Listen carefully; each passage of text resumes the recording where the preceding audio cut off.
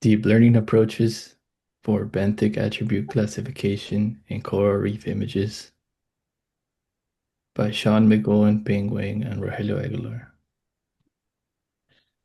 The overview of this project was to develop a multi-label image classification model for coral reef monitoring using Mermaid's open community source dataset.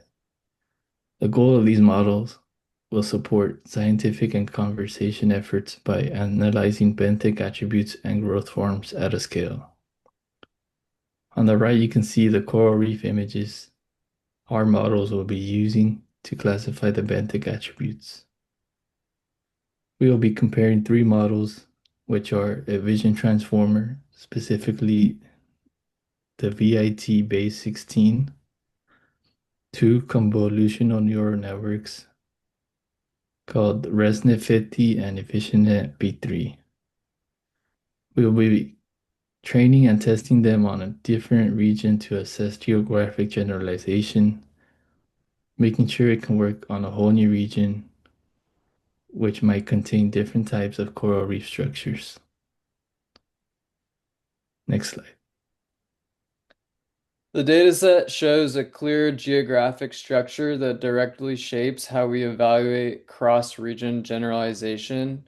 It spans three regions, the Central Indo-Pacific and Western Indo-Pacific, which form the two major domains, and the sparsely sampled tropical Atlantic. To test true geographic transfer, we reserve the entire Western Indo-Pacific region for evaluation.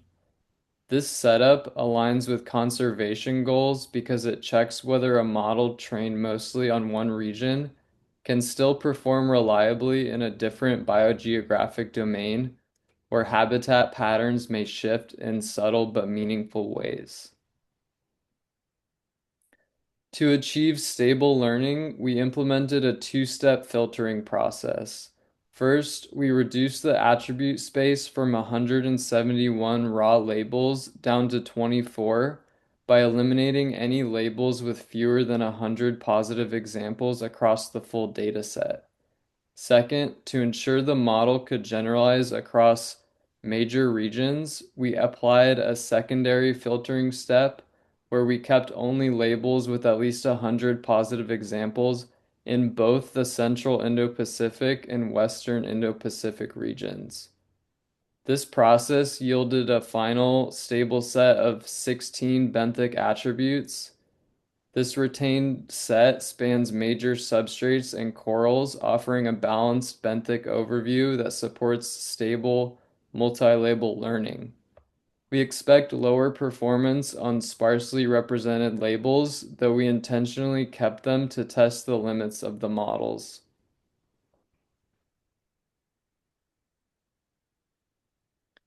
On this slide, I'm showing sampled quadrant photos from the Central and Western Indo-Pacific, arranged in a region stratified grid. Visually, the two regions look almost the same in color tone, structure, and overall composition, yet their benthic attribute distributions differ in ways that aren't obvious from raw imagery. The regions serve as natural partitions that let us test whether the model can generalize to a new domain with shifted attribute frequencies. To capture variation the eye misses, we examined pixel intensity distributions and RGB histograms. Both regions followed typical underwater patterns dominated by blue and green absorption, and box plots reveal subtle brightness differences even with similar channel balance. These lighting shifts can alter perceived contrast and texture, creating a risk that the model learns illumination cues instead of ecological structure. To reduce that risk, we used brightness and color jitter augmentations plus random crops and flips during training. Validation and test sets use only resizing, center cropping, and normalization. We also avoid oversampling rare classes to keep training consistent across models. Finally, our multi-label stratified split holds out 5% for validation and the entire Western Indo-Pacific is reserved for testing to measure true geographic generalization.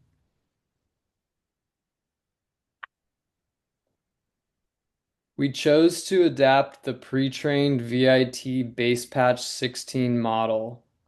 We selected the VIT base variant as it strikes a good balance between model capacity and efficiency.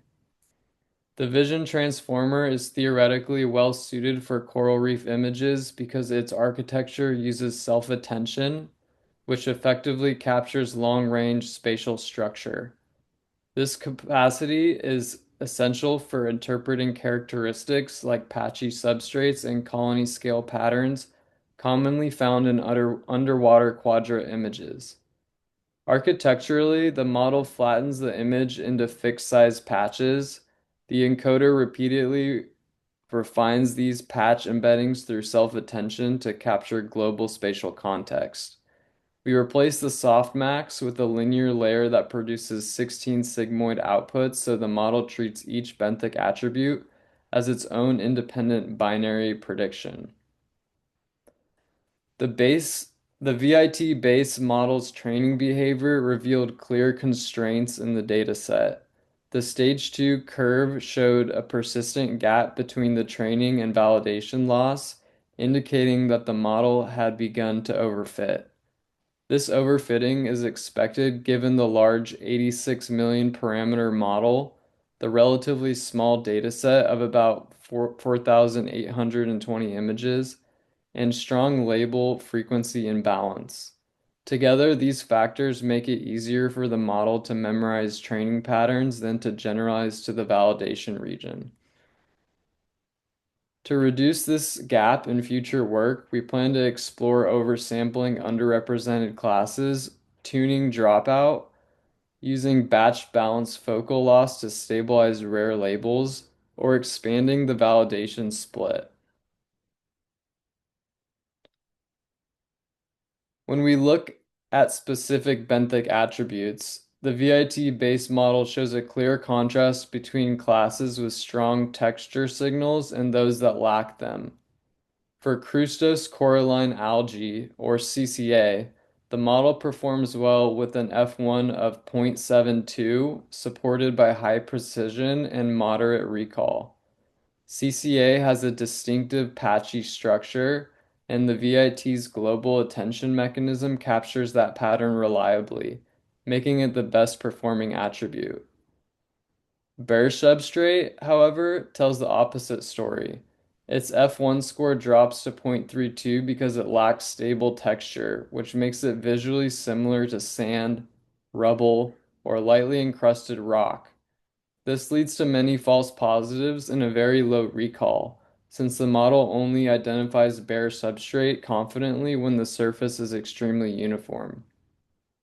The PR curve reflects this. CCA maintains strong precision across recall levels, while bare substrate degrades quickly because it is hard to separate from other smooth, low texture categories. Together, these results show that the VIT excels when an attribute has consistent spatial cues and struggles when texture is weak or ambiguous. Shifting to aggregate performance, the micro F1 score is 0.49, which reflects stronger performance on high support labels like macroalgae. The macro F1 score, however, drops to 0.38 because it weighs all 16 labels equally. This gap highlights that rare coral attributes remain difficult for the model to classify. The weighted F1 score sits at 0.51, boosted by the more common classes, but the low macro F1 is ultimately the most meaningful indicator for conservation context, where rare categories matter. Finally, even though the model is competitive on ranking metrics such as mean AUROC of 0.64 and a mean AUPRC of 0.42, the core limitation is clear. The VIT base model struggles to consistently predict underrepresented benthic attributes, especially those with strong structural signals, without strong structural signals.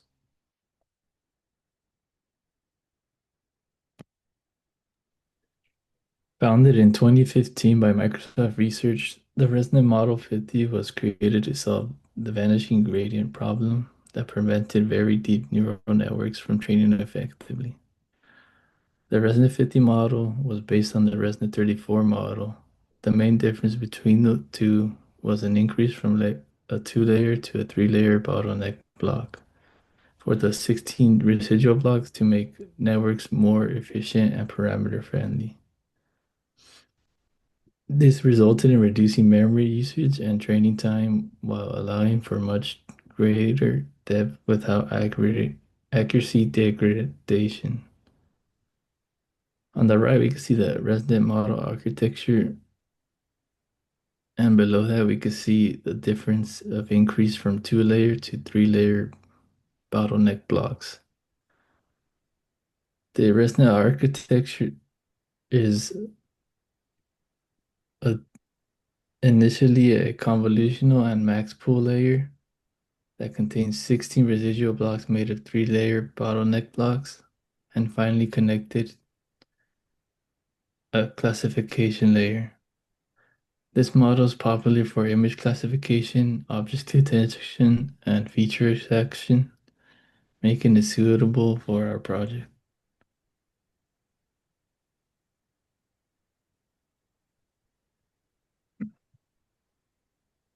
For the resonance training, we had two stages. For the first stage, we set the epochs to 5 with the smaller learning rate, and in this stage, we made sure the training loss curve was converging well and little to no overfitting.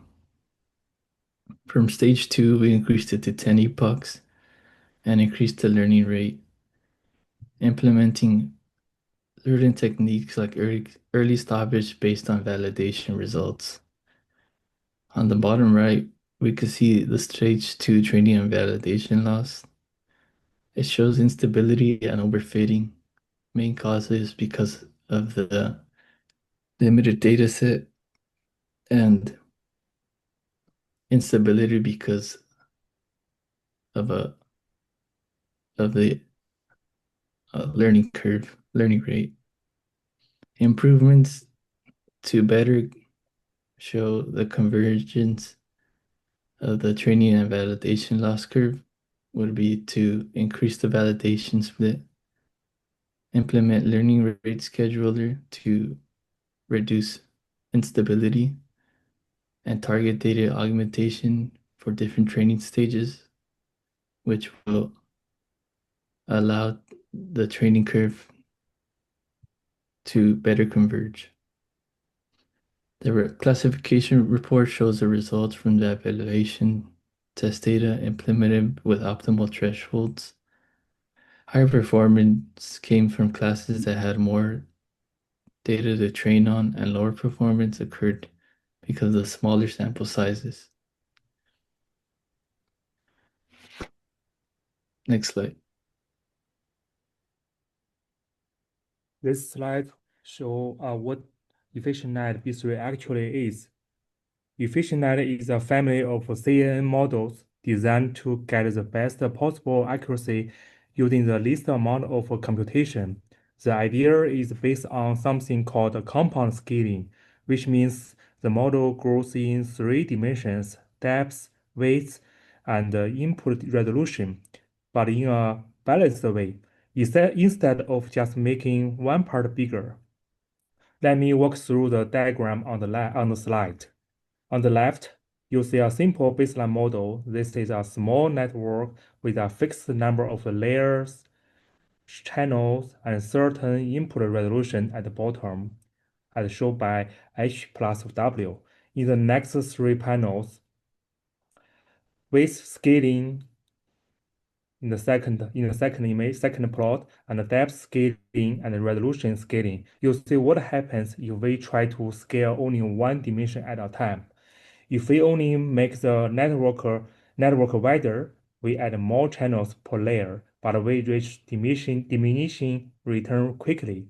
If we only make it deeper, meaning more layers, the model becomes harder to train. If we only increase the input resolution, the model becomes very expensive without enough benefit. The problem is that scaling only one dimension leads to inefficiency. Now, look at the final panel on the right, compound scaling. This is the key idea behind efficient net. Instead of making the network deeper or wider or using higher resolution images, efficient net scales all the three dimensions together using a fixed ratio. Think of it as expanding the model in a well-balanced, coordinated way so that the actual computation actually leads to better learning. Next slide, please. This slide shows why I choose efficient net B3. First is less parameters. It only has 12 million parameters, which is extremely lightweight, reducing overfitting risks on a small dataset in our project. Second is it has strong local feature extraction. You can see at the right side, there are three chiral images. Top is hard chiral, middle is also hard chiral, and the bottom is soft chiral. As you can see, compared with hard and soft chiral, there are different fine texture pattern. Also, even within the hard chiral, top two, you can see the color is different, although fine scale pattern is different. Third, efficient net has highly effective imagined pre-training. It can provide strong general visual picture, enabling faster and stable convergence during transfer learning. Last, it is reliable on small and imbalanced dataset. It can be very robust learn representations even with limited samples and skewed class distributions. Next slide. Here, I will briefly compare the performance of the three models we tested. I will not go much details of my test model efficient net about the classification report. Just compare overall the three models. Together, we will use four metrics including macro F1, macro F1, AUROC, AUPRC, because each metric tells us something different about how the model behaves on our chiral datasets. These metrics give a complete picture. Macro F1 tells us how fairly the model treats every species. Macro F1 shows overall predictive strength. AUROC reflects coarse separability but can be misleading in imbalanced settings, and AUPRC reveals the model's real ability to detect real chiral classes where performance matters most. First, let's look at the F1 score. In this table, it is the first two columns, macro F1 and micro F1. Efficient net B3 clearly stand out here. It has the highest macro F1 and micro F1, which means it's performed well across all chiral species, including the real ones, and it also makes the most reliable predictions overall. VLT base is decent, but still behind, and ResNet 50 struggles the most with our imbalanced dataset. Next, if we look at the AU-ROC and the AU-PRC, this tells us how well models separate positive and negative classes across different thresholds, which is very important for imbalanced data. Efficient Net B3 and VIT perform almost the same here, as you can see. The data is very close, and both are clear better than Resonate 50. In particular, AUPRC is a key metric for imbalanced data, and efficient net B3 tests with VIT for the top score. Next slide, please. Now, we have seen the results. Let me connect what we observe back to the architecture of each model, because the architectural design really explains why these three models perform so differently. Let's start with the efficient net B3, our strongest performer. One of the First thing to notice is the model size. As you can see, VIT has around 86 million parameters. ResNet 50 has 24 million, and the EfficientNet B3 is the smallest at just 11 million.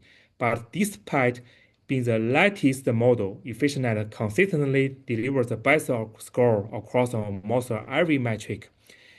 Its advantages comes from two key architectural ideas. First is mobile inverted bottle-like blocks, which is called MBC, which are extremely good at capturing fine textures and patterns while keeping computation low. This blocks using depth-wise separable convolutions, so the model pays attention to very local details, perfect for distinguishing colors that only differ by subtle color texture. Second is compound scaling, which expands the network depth, weights, and input resolution in a balanced way. This allows efficient net B3 to learn both small details and broader spatial structure without overfitting or exploding in size. Because of this, efficient net B3 has strong feature extraction, a lightweight 11 million parameter design, and most importantly, it stays robust on real color classes, which often appear only a handful of times in the dataset. Now, VIT has a very different architecture. It splits the image into patches and uses self-attention to learn relationships across the entire image at once. Its global reasoning helps it rank positive and negatives well, which is why its AURC and AUPRC scores are strong. However, VLT typically require very large datasets to fully learn fine-grained textures, much larger than what we have. And with 86 million parameters, VLT can struggle to learn real and subtle color features without overfitting. So even though VLT is powerful, it's not as efficient or well matched to the size and imbalance of this dataset. Finally, ResNet 50, although historically very successful, is based on older CNN building blocks. Its residual connections make it stable to train, but its feature extraction relies on standard convolutions, which are less efficient as capture very fine subtle textures compared to MBC or attention. As a result, ResNet tends to overfocus on the dominant color classes and overperform on real ones. That is clearly reflected in its lower macro F1 and AUPRC scores. Next slide. The results highlight EfficientNet B3 as the most effective model for classifying multi-label coral reef images. Some improvements we could make if there was more time was implementing oversampling with a multi-label aware sampler, which can rebalance the training distribution. Targeted augmentation, such as modest rotation, concentrating crops, or mixed-based methods to prevent the degradation in all training stages. Addressing class imbalance by implementing focal loss to reduce the influence of EC negatives and help the model focus on harder or underrepresented examples. Fine-tuning learning rate by implementing a learning rate schedule to output better training stability, and having a larger validation split to reduce overfitting and overstimulation as a whole. Future work should investigate hybrid CNN transform architectures that integrate fine-grained texture extraction with global contextual reasoning, offering a more effective approach for multi-label coral reef image classification. Thank you for watching this presentation.